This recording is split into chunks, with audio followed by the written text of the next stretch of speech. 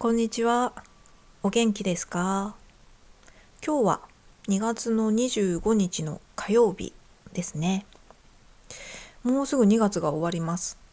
昨日カレンダー見てね、って思ったんですけど、そうなんですよ。2月って28日までしかないから、もうちょっとあると思ってたのに、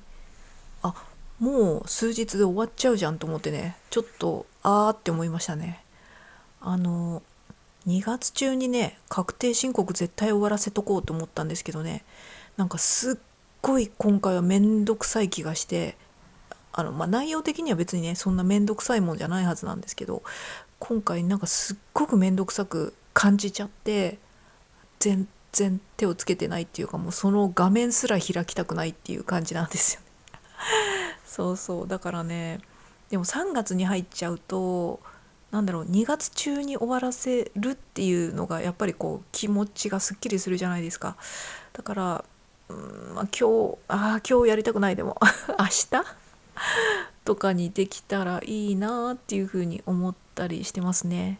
もう2月は日にちが少ないっていうのもありますが、あっという間に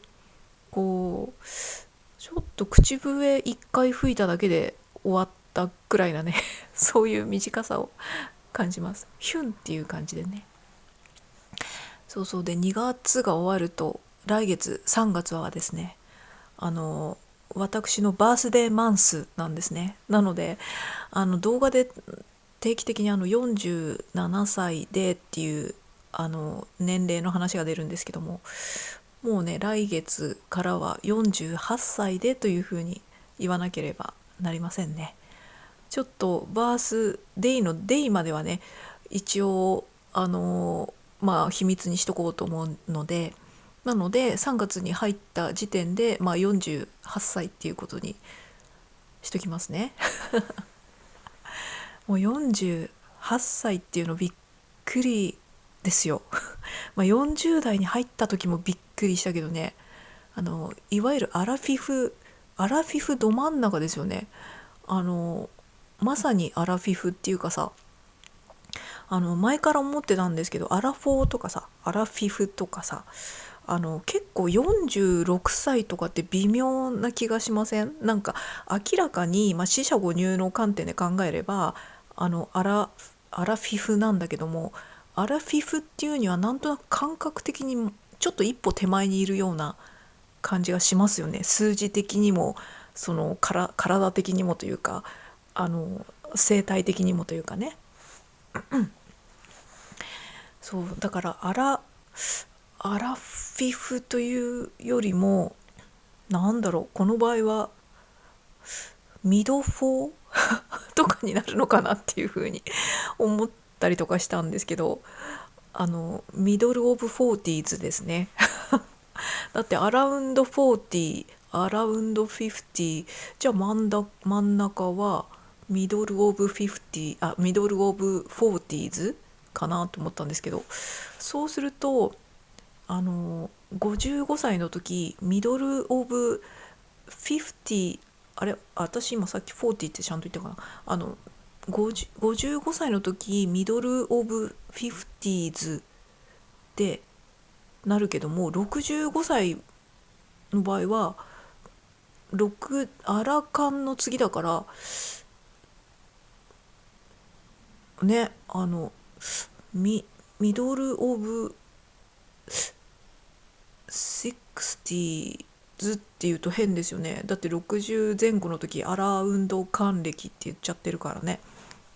とか、そういうどうでもいいことを考えたりとかしてる感じです。そうそう、アラフォーをもう軽やかに通り過ぎて、アラフィフ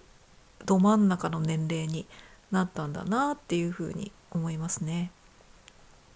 そういえばこのアラウンド40とかの、アラウンド30とかもアラサーとかも言いますけども、そういう言い方が始まった時のことを思い出すね。私がね覚えてるのは、何年前だろう、もうそれも20年経ってるかな。20年前くらいかな。あの江角真紀江角真紀子さんが主演のドラマでこのアラフォーっていう言葉がね出てきたんですよ。その時一般的にはアラフォーっていうのは全然こう誰も知ってなかったっていうか一般的な言葉じゃなかったと思うんですね。でそのドラマの中でこう主人公の江角真紀子さんが、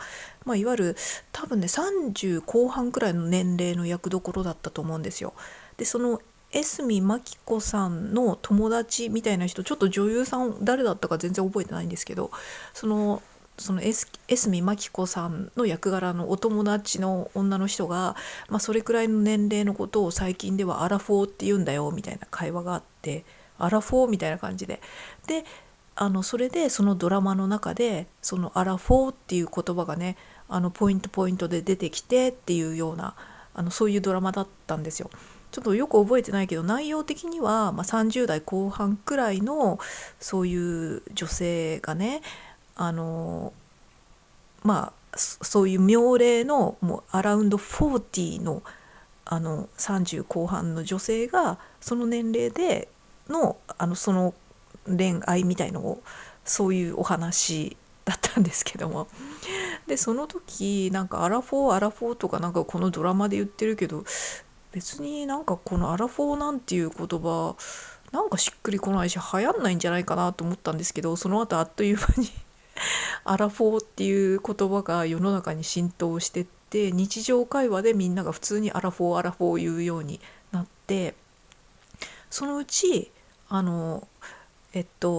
流れでアラサーっていう言葉が出てきたっていうのをね昔の記憶で覚えてるんですよね。その江角真紀子さんとね多分ねその江角真紀子さんが好きになるのは何でしたっけ藤木なんとかさんちょっと俳優さんの名前忘れちゃったんですけどナースのお仕事とかでも出てた人です。水木有さんの恋人役で藤木なんとかさんっていうねちょっとごめんなさい、テレビ見ないからさもう忘れちゃうんだよね。そういうドラマでアラフォーっていう言葉が出てきたっていうのを覚えてますもうすっごい前ですね。だから本当にその頃から一瞬で自分もねアラフォーになって、そこからさらにアラフィフっていう年齢になったわけですよ。でそのドラマを見てる頃は私はだからいわゆるアラサーぐらいだったんかな、20代後半くらいだったかもしれないですね。うん、そんな感じで自分がねもう50近いっていうのがびっくりしちゃうんですけど、50近くなっても中身がね本当に26歳ぐらいの時と基本的なものは変わってないっていう感じなんですよね。だからその自分の感覚とか基本的なそのもう人間がね中身の人間そのものが変わってないのに見た目だけが老けてくるっていうのはねなかなかちょっと残酷な部分があってね、結構ショックは受けますよね。うわっと思ったりとかしますもん、鏡とか見た時にたまにそうそう、だからねこうなんていうのかな、若い時のこの、肌の張りとかスタイル体型とかのメリハリとかねいろいろ顔形とかね、そういうその若さゆえの美しさ可愛さっていうのはもちろんこ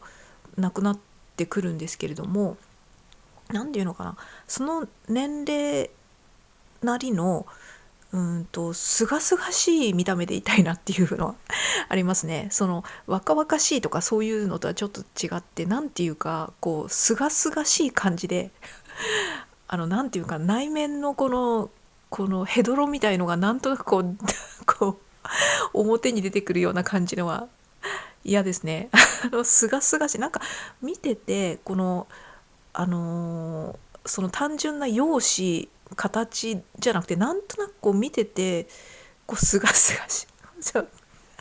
何回言うんだって感じなんですけど、そんな感じでありたいなっていうのはありますね。このアラフィフになって、結構うだつの上がらない人生を送っております私なんですけれども引きこもりしてね、お金も貯金を減らして切り崩し生活をしててね、去年の末ぐらいからちょっとずつ自分で収入を得るようにはなってきましたけれども、それも今いろいろスタックしたりとか、いろいろ悩んでたりとかね、いろいろございましてなかなか人並みのレベルよりも下の世界を徘徊しておりますが、まあそれでもね、特別大きな病気もしておりませんし、まあある意味人生の夏休みを取ってると思えばね、最近はそこそこ頑張ってはいるんですけども、いいのかなっていうふうに思ったりするんですけど、一昨日あたり散歩してテクテク歩いてる時にですね、こう定期的に考えることではあるんですけど、自分何のために生きてんのかな、どうやって死ぬまで生きようかな、どんな感じでどんなこと考えながらこの残りの寿命を生きていこうかなっていうふうに思ったりとかするんですよね。それはね、結構子供の頃から考えてたりとかして、ある程度の答えはとっくに出てたりとかはしてるんですけども、にもかかわらず定期的にふとこういうことって考えるじゃないですか。で、おとといだかなんだか散歩してて思ったのは、その時点で思ったのは、なんか面白いって感じることをすることだなっていうふうに思ったんですね。そう、昔からだいたいこの答えは同じなんですけども、若干その時の気分によってそのフォーカスする部分が若干変わるだけでね。で、今この時点ではとりあえずいろいろ面白いなっていうふうに感じることをできるだけしてから死にたいわっていうふうに思ったっていうね。ただね、無理して今結構ね、引きこもってる時期で、なかなか自分もね元気満タンっていうわけではないので、あんまり外にガツガツ出て行動を起こすっていうのは土台無理な感じなんで、今できることで別にいいけどさみたいな感じでのろのろと毎日生きてるわけでございまして、ある意味今もすでに余生のような気すらしちゃってるんですけども、何ですかね、この後ね元気になったら私すごいこともしかしたらやるかもしんないけどとりあえず今はね、なぎで生きております。で、とりあえず今妄想してぼやーっとこの先なんとなくこんな風にしたいなみたいなのは、目の前の今日とかね、この瞬間とかだったらチョコレート食いてえなとかそんな感じなんですけども、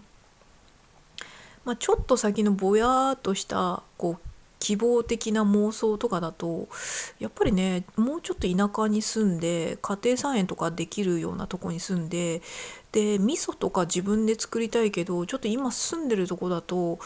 保管するスペースとかね、ちょうどいい場所とかがないから、味噌もそこそこ匂いがしたりとかもするし、手作り味噌自分で作って食いたいなっていうのと、そうそうで、味噌もね、自分で作ったちゃんと買ったやつとかだとね、この熟成期間早めてたりとかするじゃないですか。無添加とかのいい味噌であってもね、ちゃんと時間をかけて熟成させた手作り味噌を作って食べたいなとか思ってるんで、できたらね、そういう超田舎とかのそういうところに住んで、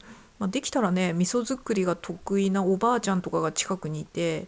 なんだったら一緒に住んでもいいんだけど、それでそのおばあちゃんに味噌作りとかを教わって、で味噌とかもね、ちゃんとこの桶みたいのをちゃんと保管するちょうどいい場所とかあって、そんな生活できたらいいなとかは思うんだけどね。川とかで魚釣ったりとか、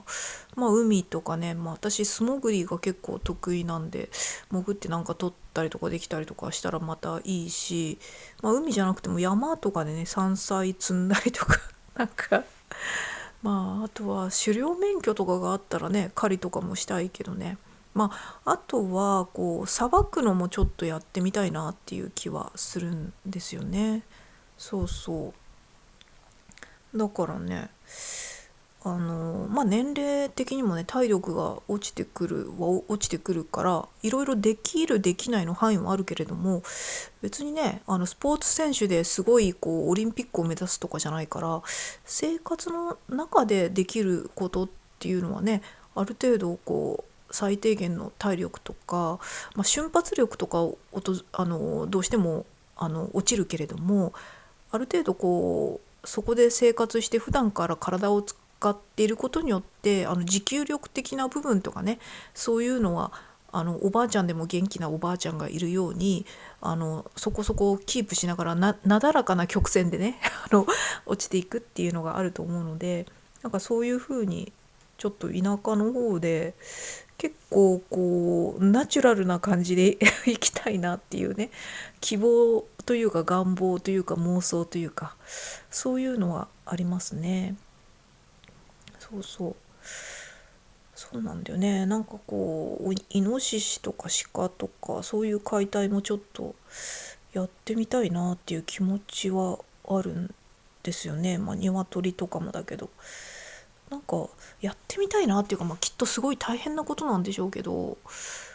なんかな、そうね、なんかちょっとどんな感じなのかなっていう、一度も経験したことないしなっていう、そういう感じなんですよね。一回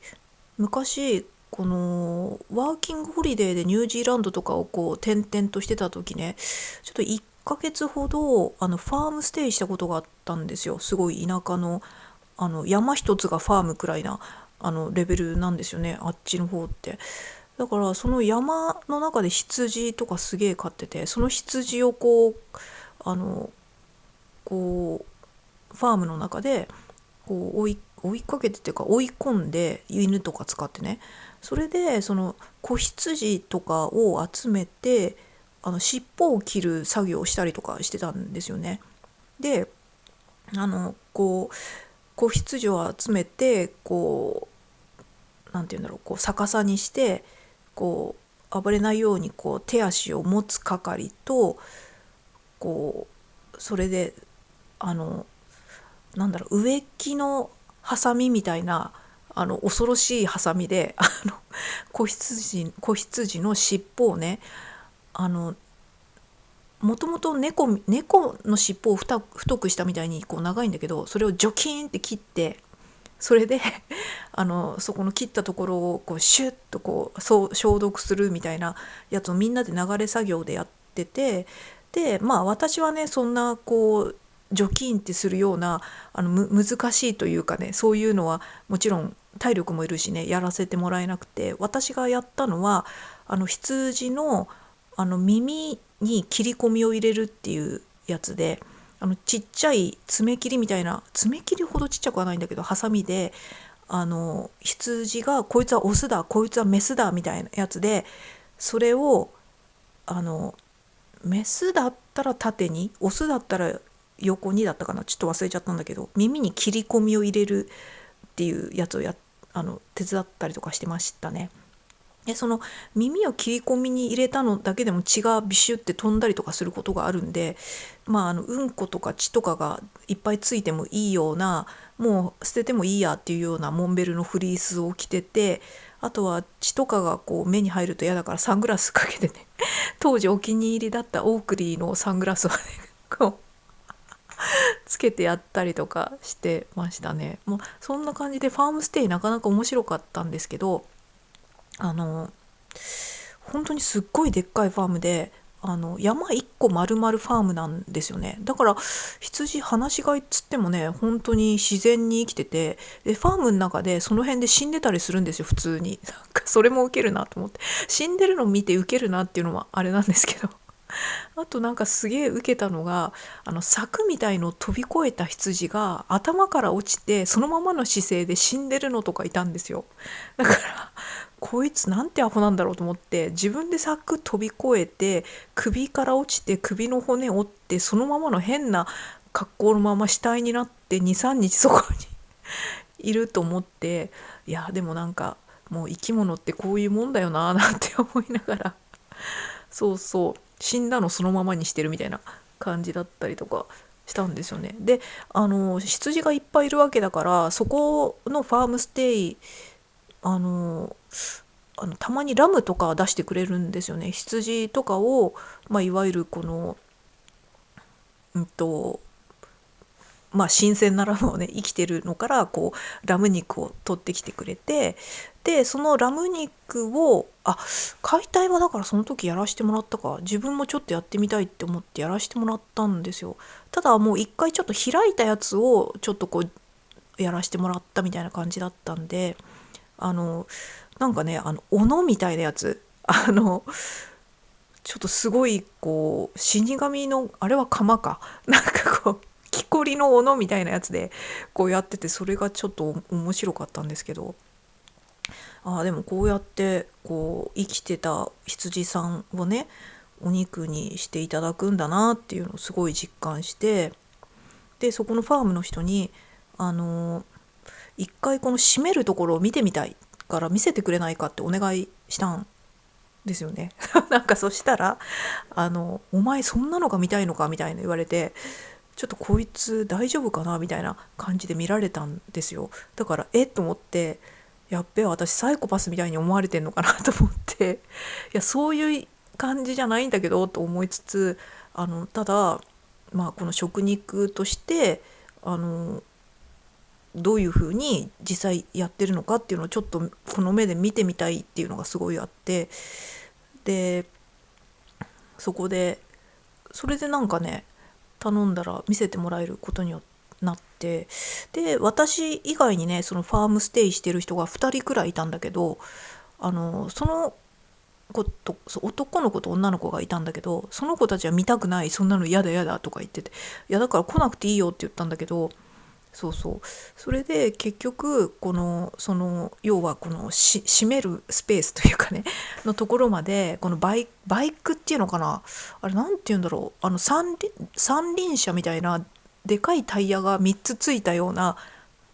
やつにこう2人乗りさせてもらって、私はもちろん運転しないから2人乗りして、ファームの中はそういうのでいつも移動してたんだけど、それでそこの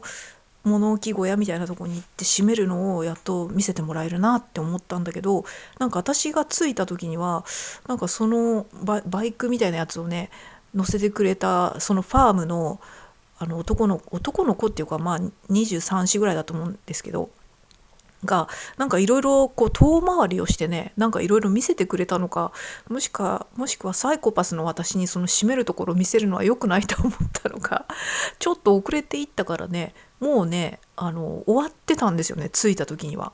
で終わってて、そのバケツの中にその羊さんの首とかなんかそういうパーツがねこう入ってるっていう状態で、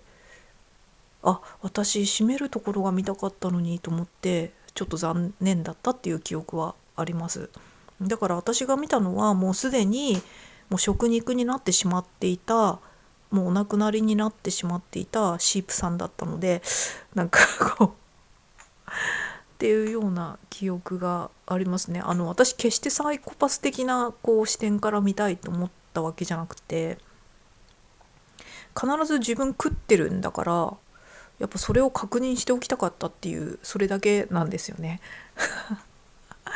はい、そんな思い出もあったなとか思いました。